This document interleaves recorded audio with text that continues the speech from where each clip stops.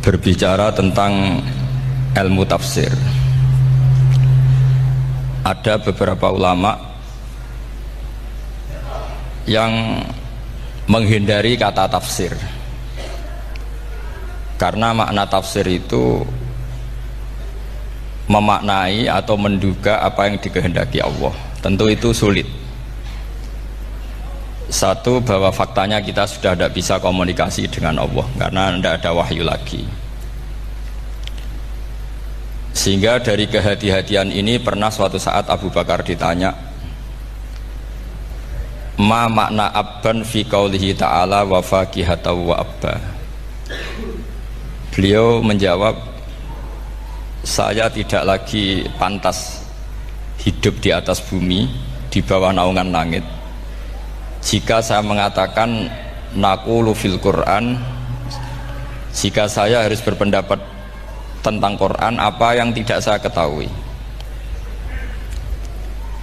Itu kehati-hatian yang dilakukan Sayyidina Abi Bakrin As-Siddiq. Tapi teori ini berbanding paradok, berbanding ekstrim, ketika bahwa Quran itu diturunkan itu sebagai hudan, sebagai petunjuk, kedua sebagai bayanan, sebagai penjelas.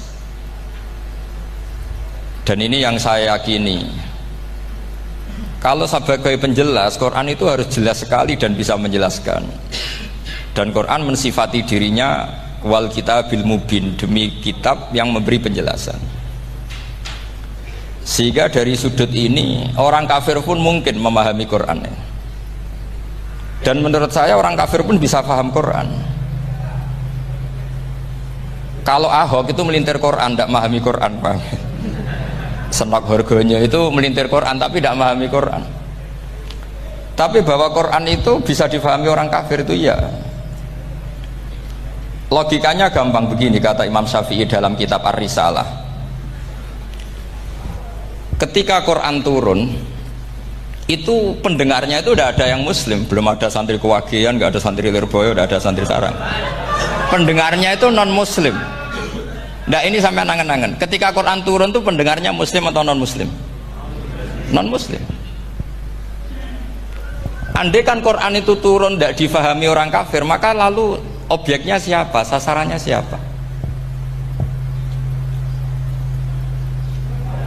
Nah sebab itu akan aneh kalau kita yang mondok, misalnya ngaji Idqon, ngaji Alfiyah, ngaji Ulumul Quran, apa saja, kemudian Anda tidak paham Quran, padahal orang kafir saja bisa paham.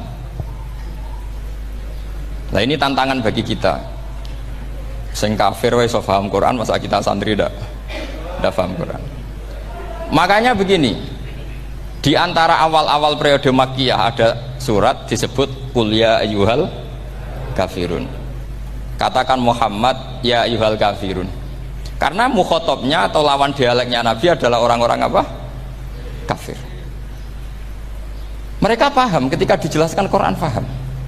Dan sebagian mereka menjadi mukmin karena paham. Itu termasuk isi makalah yang saya utarakan di sini.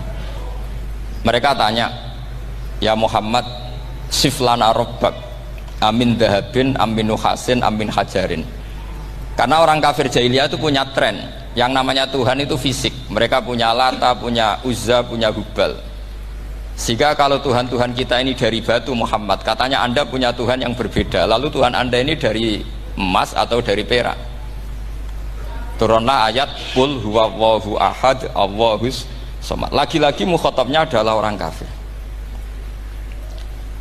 Makanya ini juga akhirnya jadi ilmu madhab, ilmu tentang firqah-firqah dalam Islam. Bahwa kesalahan terbesar orang Khawarij sebagaimana yang dikutip Imam Bukhari, nanti sama cari di juz 4 atau di juz 3, pokoknya di bab Babu Qitalil Khawarij, karena Imam Bukhari punya adat diulang-ulang. Kata Ibnu Umar yang dikutip Imam Bukhari, innahum intolaku ila ayatin nazarat fil kufar faja'aluha alal mu'minin. Orang-orang Khawarij atau kalau sekarang orang-orang radikalisme itu meneliti Quran, kemudian ketika ada kriteria manusia-manusia tertentu itu dianggap itu kenanya orang Islam, korbannya orang Islam.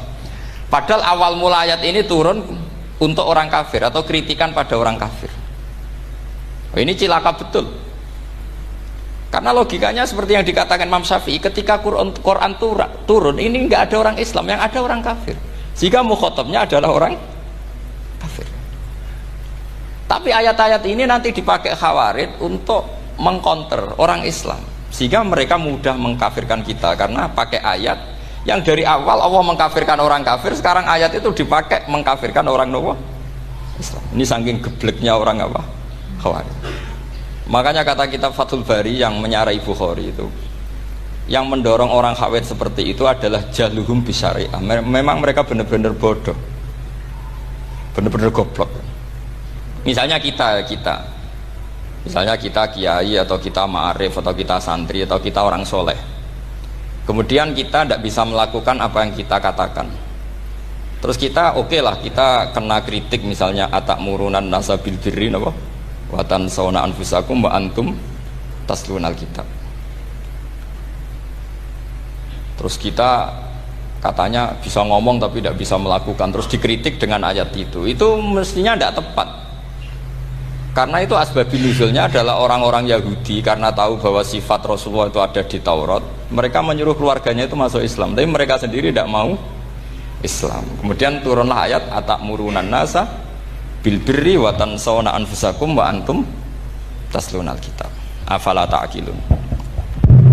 Sekarang perbandingannya begini, misalnya ada orang Islam, taruh saja Zaid itu maling, ya maling, konsisten dia malingnya sampai tua. Terus menurut anda Zaid yang muslim ini, muslim, Zaid itu muslim tapi maling, jangan bilang maling tapi muslim, dia itu ya. Kemudian Zaid bilang ke anaknya, "Cung, kowe aja dadi maling, dadi santri sing soleh, sing maling bapak tok." Ndak. Ini menurut analisis usul fikih. Ngomongnya Zaid itu benar apa salah? Benar kan? Nasihatnya ya benar, ngomongnya juga benar. Kamu tidak bisa ngeritik Zaid, kamu bisa ngomong tapi tidak bisa melakukan, tidak bisa. Fa innal amra bil ma'ruf wajib, wal qawla bil ma'ruf ya wajib, wal qawla bil haqqi ya wajib. Jadi itu hal yang berbeda. Misalnya fa innal amra bil ma'rufi wajibun, memerintahkan barang baik itu baik. Wa innal qawla bil haqqi ya wajib, mengatakan yang hak itu ya wajib. Berarti Zaid tetap kena khitab, kamu harus nasihati anak secara benar, kamu juga harus ngomong hukum secara benar. Lalu ketika Zaid ngomong hukum secara benar, cung ojo maling, maling ku dosa, cung ojo nerusno profesi ini bapak maling, maling itu tidak benar. Dia berarti sudah melakukan dua kebenaran, yaitu ngomongnya benar, nasihatnya benar. Dia salah, perilakunya tetap maling. Tapi jangan karena dia maling lalu omongannya enggak salah juga, berarti salahnya malah tiga. Makanya ini pentingnya ngaji sama ulama, sama ahli usul fikih. Jadi tidak bisa dicampur adukkan. Zaid gagal dalam perilaku, tapi jangan gagal lagi di nasihat. Nanti kalau dia tidak nasihati, maka anaknya terus maling, alasannya niru bapaknya. Karena bapaknya kalau mau nasihati nanti disemprit sama santri-santri, "Pak, sampean ora oleh nasihati anak ora usah maling, sampean dhewe maling." Oh, tidak bisa, cara usul fikih itu malah yudroku kulluh, la yudroku napa? Kulluh, atau bahasa populernya al-maisur la yasqutu bil maksur. Misalnya kita sebagai kiai hanya bisa takrib, hanya bisa jurumiyah. Apa yang muda Fathul Mu'in cek abote, bulet, maknanya bulet. Kamu tidak boleh ngomong gini, "Cung, kowe sebagai muridku kudu nurut aku. Nak gurumu goblok tok takrib, kowe tok takrib wae. Gak oleh ngelangkai guru, gak sopan gitu misalnya gitu." Gak boleh gitu. Tetap kita ngomong, "Cung, kowe aja koyok aku. Kowe kudu alim Fathul Mu'in, alim Fathul Wahab." Sama tidak bisa protes. Pak guru sendiri tidak bisa, tidak bisa. Kebenaran tetap sebagai kebenaran meskipun kita tidak kuat melakukan atau tidak bisa melakukan. Lagi-lagi ayat itu sebenarnya ada untuk kita, untuk orang Yahudi, atakmurunan nasa bil birri wa tansawna anfusakum wa antum taslunal kitab. Sebab itu istidlal dengan Quran itu memang resikonya tinggi kalau tidak bagi mutabakhir, karena ya itu tadi, ini harus ada pengetahuan yang luas tentang asbabun nuzul, tentang kriteria. Nah, kalau terpaksa, saya katakan terpaksa, kalau terpaksa kita iktibar itu boleh, tapi itu terpaksa. Bahwa Allah mengkritik orang yang bisa ngomong tapi tidak bisa melakukan. Tapi itu secara usul fikih itu runyam. Teori ini runyam sekali, fatal. Sama lihat tuh di kitab Bajuri atau di kitab-kitab fikih yang lain. Ketika Shahibil Burdah atau Shahibil Bur'ah itu yang Imam Busiri itu, Muhammad bin Busiri. Niku salah nama tapi kadung populer. Jadi sebetulnya Imam Busiri itu Shahibil Bur'ah, bukan Shahibil Burdah, tapi kadung terkenal Burdah, kita ikut-ikutan apa? Burdah. Imam Busiri itu ngeluh, saya ini orang yang banyak kesalahan. Di antara salah saya adalah saya bisa ngomong tapi tidak bisa melakukan.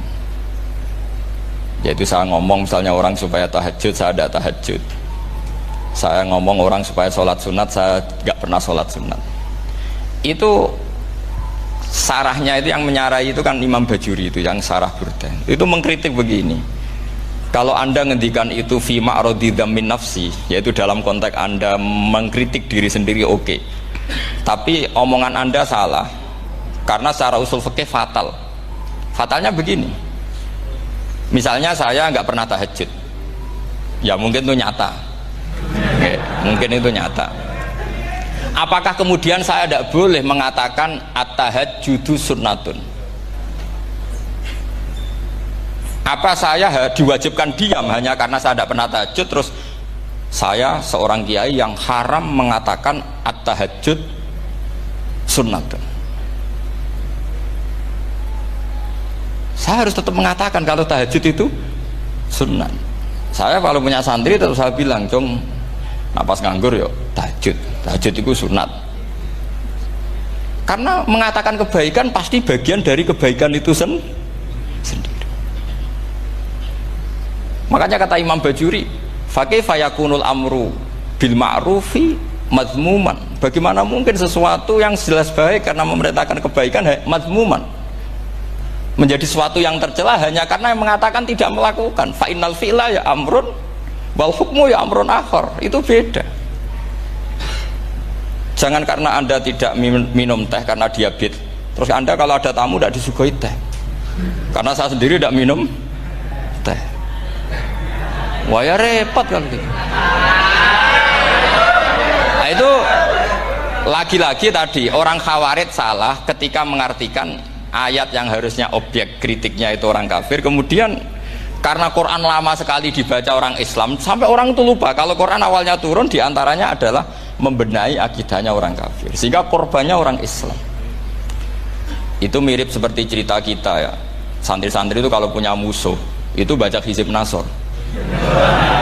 Dulu pengarang Hizib Nasor itu musuhnya orang fasik, sehingga dihizib. Santri ora di musuh wong fasik, duwene kancane dhewe, akhirnya kancane yang kena hizib. Nah ini penting saya aturkan ya, sama seperti itu. Lama sekali Quran itu hanya dibaca orang Islam dan komunitasnya Muslim, sehingga seakan-akan semua kritikan Quran itu pada orang nopo Islam. Padahal jelas Quran ada kul ya ayyuhal kafirun. Jelas mukhatabnya orang kafir. Sadaqata lakum dinukum waliyadin. Nah ini penting kalau aturakan. Makanya kalau melihat itu Quran jelas bisa difahami orang kafir.